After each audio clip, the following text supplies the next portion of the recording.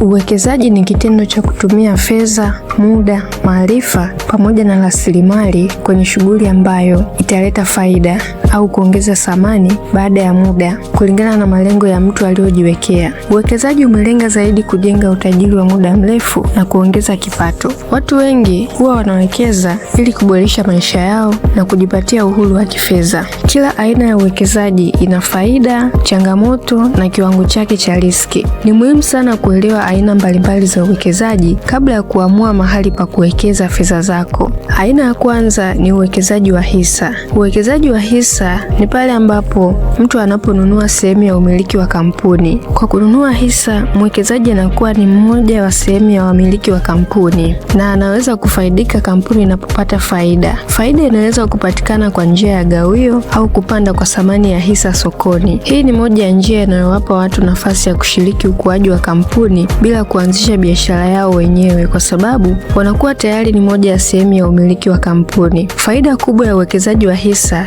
ni uwezo wa kukuza mtaji kwa muda mrefu. Kampuni zinapofanya vizuri sokoni, thamani ya hisa huwa inaongezeka na mwekezaji anaweza kuuza hisa zake kwa bei kubwa kuliko bei alizonunulia. Na pia baadhi ya kampuni huwa zinagawa sehemu ya faida kwa wanahisa kila mwaka. Uwekezaji huu unaweza kutoa mapato ya ziada na kuongeza thamani ya mtaji kwa muda mrefu. Uwekezaji wa hisa pia una hatari zake kama riski, kwa sababu bei za hisa zinaweza kupanda au kushuka kutokana na hali ya kiuchumi ilivyo au ushindani wa biashara. Mwekezaji anatakiwa kujifunza kuhusu kampuni inavyowekeza, kufuatilia taarifa za masoko na kuwa na uvumilivu badala ya kutarajia faida za haraka. Lazima mwekezaji ajifunze kuwa mtulivu na mvumilivu pia. Aina ya pili ni hati fungani. Hati fungani ni uwekezaji ambao mwekezaji anakopesha fedha zake kwa serikali au kampuni kwa kipindi maalum na baada ya muda analipwa fedha zake pamoja na riba. Hati fungani ni kama mkopo unaotoa kwa taasisi kubwa kwa makubaliano ya kupata mapato na riba. Watu wanaotaka usalama wa mitaji yao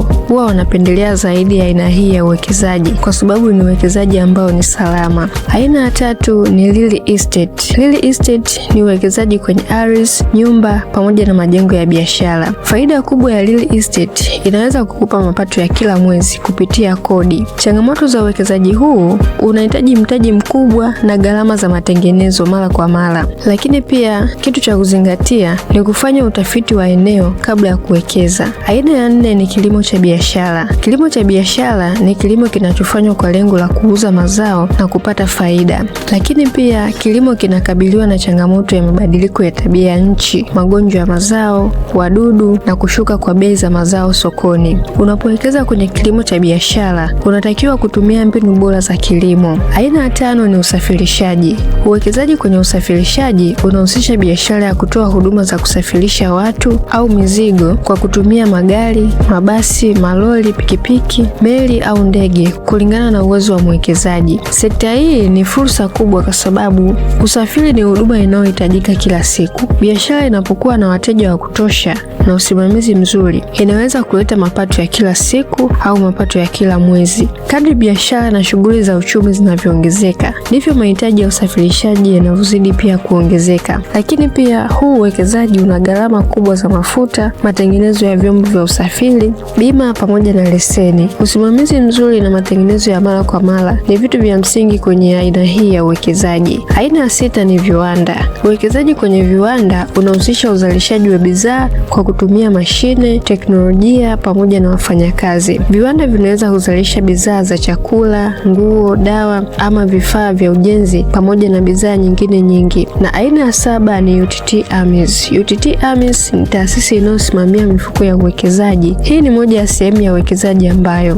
inawasaidia watu wa kipato cha juu, watu wa kipato cha kati pamoja na watu wa kipato cha chini kufanya uwekezaji, kwa sababu uwekezaji wake ni rahisi kuufanya na hauhitaji mtaji mkubwa kuwekeza kwenye UTT AMIS. Uwekezaji ni msingi muhimu wa kujenga utajiri na kufikia uhuru wa kifedha. Aina mbalimbali za uwekezaji kama vile hisa, hati fungani, real estate, kilimo cha biashara, usafirishaji, viwanda pamoja na UTT AMIS zina nguvu ya kuongeza kipato na kukuza hali ya kiuchumi.